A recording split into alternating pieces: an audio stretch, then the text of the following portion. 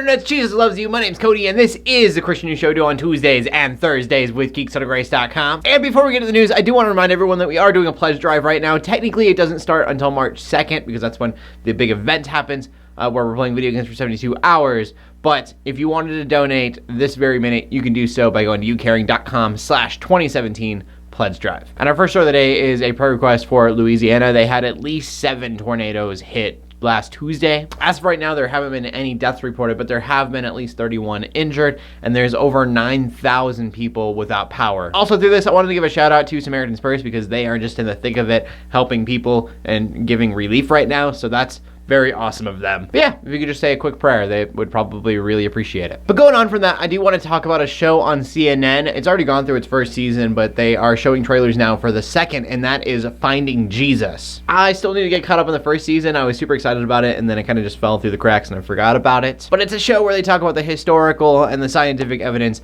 of Jesus and his life, and really explain it through that lens. Also, the new trailer looks super awesome. I'm very excited to go check it out. And speaking of history, we should probably talk about the Dead Sea Scrolls as well. It's been about 60 years since anyone has discovered new Dead Sea Scrolls, but a Hebrew university very recently got very close to doing so. They found the 12th cave for Dead Sea Scrolls. They know that that's the case because they found empty jars where the Dead Sea Scrolls were, but sadly these jars were broken, and they found pickaxes from about the 1950s laying out in a corner, making them about 70 years too late on finding this cave, because apparently it had already been looted. And then our final story of the day is a new study that's come out about church buildings and people using church buildings beside, Sunday worship. Church halls are empty 57% of the week. Church worship spaces are empty 69% of the week, and then church meeting rooms are empty 75% of the week. And so I know some churches do just a worship night or a prayer night, and so that kind of opens up